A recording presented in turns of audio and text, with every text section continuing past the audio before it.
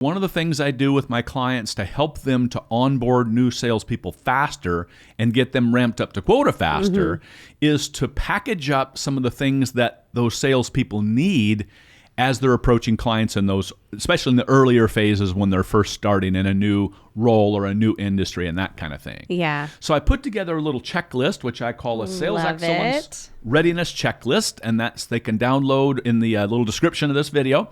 There's a link to that. And I'm just going to talk through this a little bit, not every single point, because I think that there are 15 of these points. maybe just a few, right? In an effort to not make this a 2-hour conversation, I'll just talk about a few of these, but here's the gist of this, is that when a salesperson starts in a new job, whether they've shifted roles or they're shifted, let's say, segments of the business, they've gone from small to medium and now they're selling in enterprise or maybe even the government segment, that kind of thing. There's a learning curve that is required to figure out who am I selling to, what matters to those people, right? What do I need to be saying? What do I need to be asking? What are some of the most important topics of conversation for them? Yeah. Well, some of the hot buttons, if you will, that I can use as questions to open up opportunities and create things. And so this is designed to do that. And so let's jump right into this here. The first one says a list of the top 4 or 5 business problems that we can solve. That we know we can help that company to solve. And so, as I said, we send people to product training. Yeah. We need to spend just as much time on what I call problem training. Yeah. So what are the problems that our customers are faced with and what can we do about it? Now that naturally rolls into one of the things here below, which is diagnostic questions that we can ask to reveal those 5 or 6 things that represent the biggest problems that our customers are faced with. That they're having. Yes. So the diagnostic questions are for the customer so that we as the provider can say, oh, this is what you need solved. Is that what it is? Right. Okay. So we're going to do some discovery, it's commonly called, to figure out where the needs might exist, or in some cases even create a recognition of a need. Yes. Because in many cases, our customer may not think, well, I need to buy something and I've got a budget set aside for it. Many times when we're speaking with clients, we're creating that in their own mind. We're asking questions that they never thought to ask themselves. Right.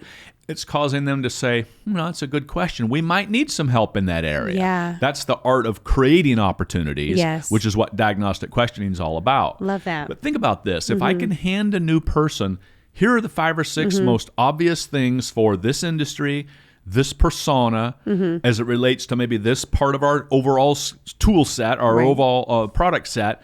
Here are the questions you can go ask. Yeah. Absolutely powerful. So in addition to questions around problems, it's how do we then talk about the outcomes and results that we can help that company to achieve. So that's number 2, is a detailed description of what we can do to help them. Yeah. And along with that then would be some good business cases, reference stories, testimonials that we can use to say, well, we're working with this other company much like yours, and they were able to do this, that, and the other thing over this period of time. Right. Yeah. It gives a great example, which is always a seller. Always, right? Just like even a television commercial will say, here's an actual client, right, who's experienced this weight loss miracle or whatever. And we buy into it every time. But it's what I call evidence. Yeah. It's evidence that somebody's deriving value here. And so those kind of stories are so valuable. And I think that a lot of times we should create those stories first. Yeah. And then pull out the statements of problems we solve, results we can deliver, and maybe how we can do that from there, so that we're drawing on actual evidence that we can then turn to and say, and here's a client that's done exactly that. It targets exactly what they're needing. Right. Yeah, and by I'll having just that repeat, example. It's specific to industry and specific to persona or to role. So that when we're calling on the CFO, we're talking about CFO issues. When we're talking to the CIO or somebody in supply chain or the vice president of IT, it's a different question set. Yeah. It's a different problem set and a different outcome or result set, even if it's the exact same product. Right. Does that make sense? Yeah, totally. So that we have one product we're bringing to market, but here's the impact it's going to have to each different kind of role within the organization, and we have to have a different conversation there. Yeah.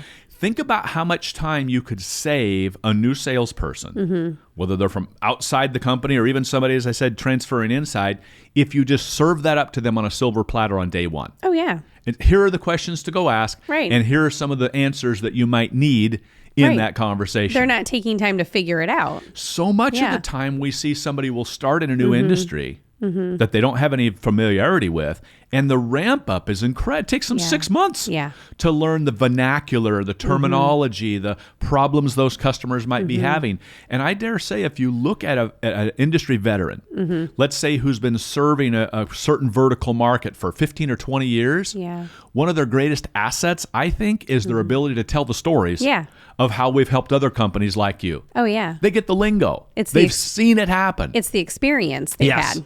And so to me, we should take all of what we can from that 20 or 25 years experience, or even the last 4 years if we're a younger company. Here's how we've solved things, and let's really boil it down to the way that we can give it to a new salesperson. They can go out and just be ready to say those things and ask those kinds of questions. So vital. Yeah. So we need to offer them a good way to do research on potential clients. And so this could be an online portal sort of thing, but have a, let's call it a workflow or a system to learn enough that when they reach out to them, they've got something to talk about that's relevant to the customer. Right. Some baseline things. Because there's value in saying, here's what we've done for other clients, but now we have to connect the dots. So we need to be able to say, I noticed on your website, or I was reading in your 10K report, or according to your CEO on the last analyst call that he did at the beginning of the year, you might be faced with this problem, or that problem. We've helped some other companies like yours solve that. A perfect entree to a conversation. Oh, yeah. Yeah. So that's Knowing the kind of them. thing we need to give to people. Diagnostic questions, it says. How about this? 5 or 6 common objections that they can expect on the initial outreach. So when they're going to reach out to people, what are customers going to object to, or what are going to be some of the things that they try to put that person off? How do we overcome those kinds of objections? Maybe even specifically into cut and paste email templates. Even not scripts, because I don't think that people should be reading scripts, but at least some bullet points, talking points for people, and just give them that day one so they don't have to go out and make it up and learn all of that. How about a template that focuses on presenting a solution? So once we do that kind of discovery call, and we've got a framework for the questions we want to ask, how do I turn that now into like a solution presentation of here's how we can help you? Maybe even also presentation templates. And I'm just talking about the pretty colors and graphics, but how the presentation is structured. And I got to take an aside here to say, most corporate presentations that salespeople are given are structured all around here's who we are, what we do, our history, the logos of the companies that we have served, our process, and what's missing from a lot of those presentations is anything about the client. So we like to create formats and frameworks for presentations that extract this information we learn from the client, and then it plugs in in the right place. So when they're seeing the presentation, it's not somebody else's story, it's their story. It's their story. Love and it's that. not the seller's story, it's the buyer's story. That's the one they want to hear about, is what can you do for me? Right? So it's not so much. I always tell people it'd be like dating. Let's say go on a first date with somebody, and you spend the first 20 minutes telling them, well, I grew up in such, and then I went to college here, and I won the such and such award, and I got the so-and-so job, and then I was elevated to vice president, and 20 minutes about me. I mean, you'd be running out of there. Our clients are the same thing. When you see their eyes glaze over after 40 minutes of talking about us, we know that we should have probably made it a little bit more about them. Should have asked a few more questions. For sure. And then presented back in that context how we could potentially help them. Here's the way I like to say it: how we could help them accomplish the goals and objectives they already want to achieve.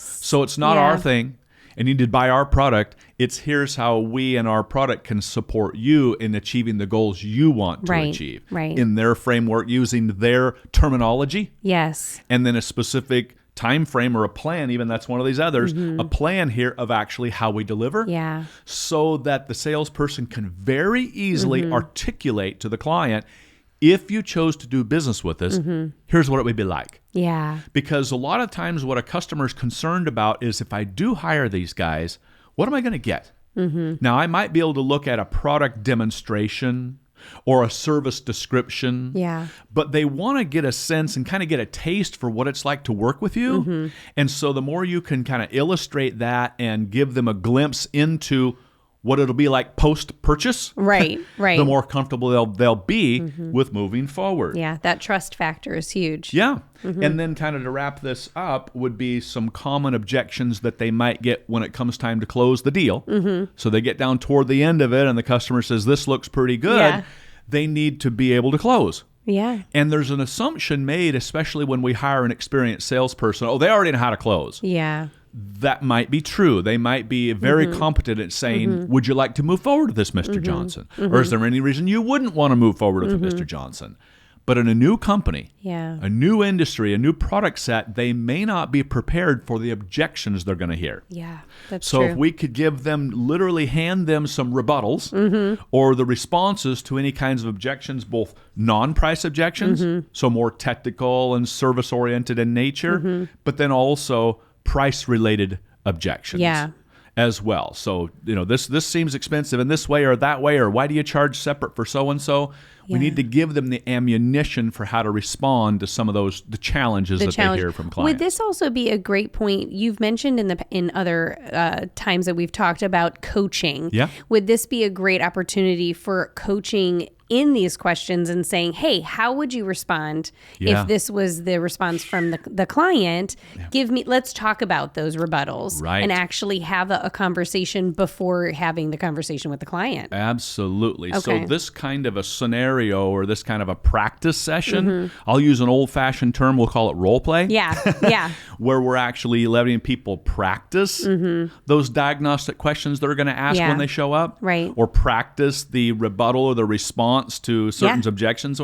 How else are they going to learn? Right. Because it's amazing to receive it, but then to have that, like you said, the role playing, because I can read through all of that, but to actually have the conversation of how I would respond, it's different. Yeah. And it's the same as any sports team, for example. We can show them the playbook. Yeah. But there's no substitute for now let's get the pads on and get out there on the field and let's run these plays. Yeah. Because you have to work through some of this. You don't want to be learning game time. Yeah. And so many times the things that we provide salespeople, especially in that new hire training when they first start, they may not need to utilize some of that stuff until a month or 2 or 3 months later. Right. And a lot of times they've forgotten it. It's just not top of mind. So even if they could pull that out of their memory and use that with the client, they just don't have any skill or any comfort level with it. Yeah. So I agree with that. Those kind of scenarios and role play exercises are huge. Yeah.